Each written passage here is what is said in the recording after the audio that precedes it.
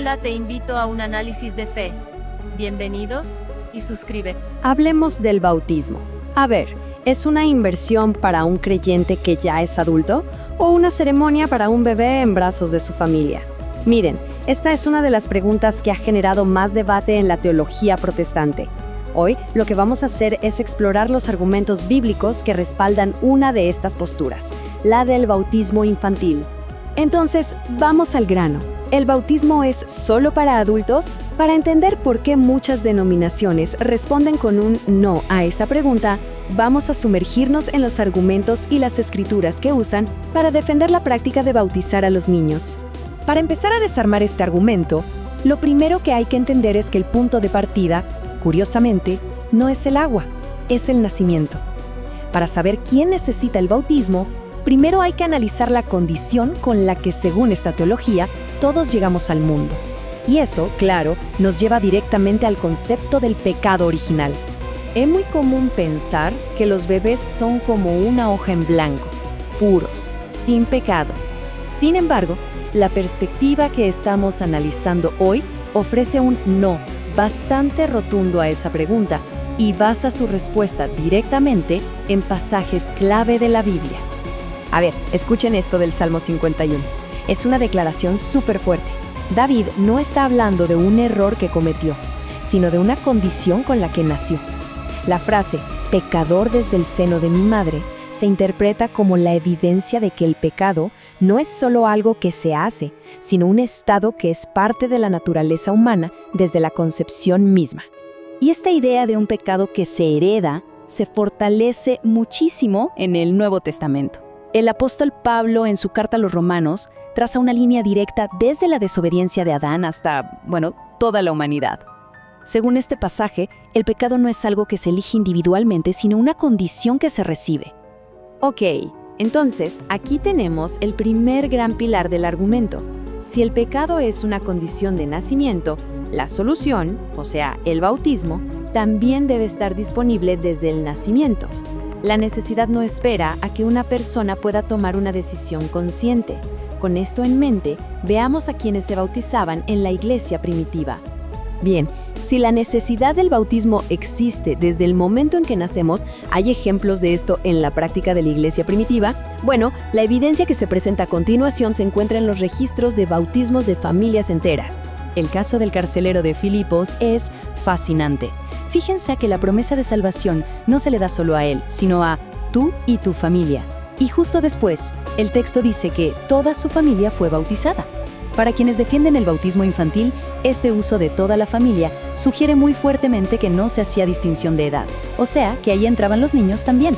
La conclusión que se saca de estos pasajes es bastante clara. La casa o la familia era vista como una unidad espiritual. El bautismo no era solo para el individuo que creía, sino para todos los miembros bajo su techo. La fe del cabeza de familia era, por así decirlo, el vehículo para incluir a todos en el pacto. Ahora, para entender el bautismo en su totalidad, es súper importante hacer una distinción.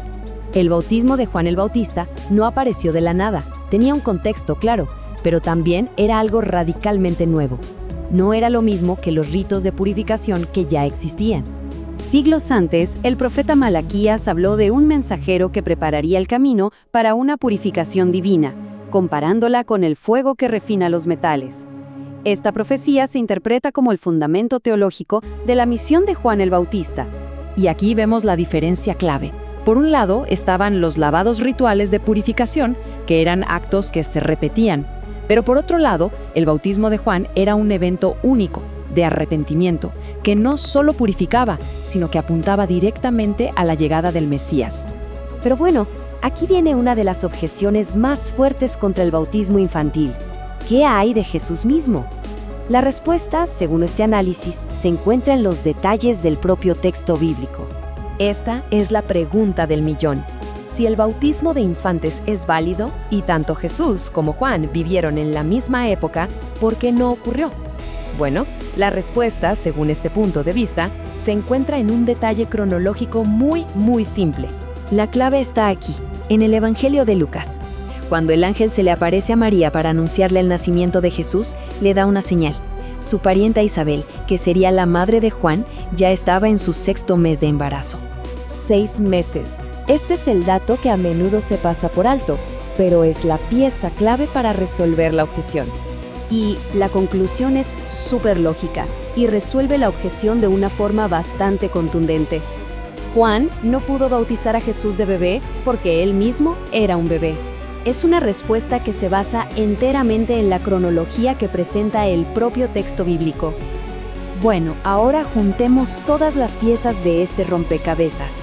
Hemos visto cómo la teología del pecado original, la práctica de los bautismos familiares y la cronología bíblica se entrelazan para formar una defensa del bautismo de niños.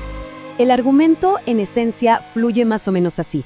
El pecado se hereda, y eso crea una necesidad universal desde que uno nace. La iglesia primitiva respondía a esta necesidad bautizando a familias enteras, no solo a individuos. En este modelo, la fe de los padres se convierte en el puente para que sus hijos, aún sin tener la capacidad de profesar su propia fe, sean incluidos en la comunidad del pacto. Y esto nos deja con una pregunta final para reflexionar. Si la familia se ve no solo como un grupo de individuos, sino como una unidad espiritual, ¿cómo cambia esto nuestra comprensión de la fe? Pasa de ser una decisión puramente individual a un pacto que abraza a toda una casa. Es algo para pensar, ¿no?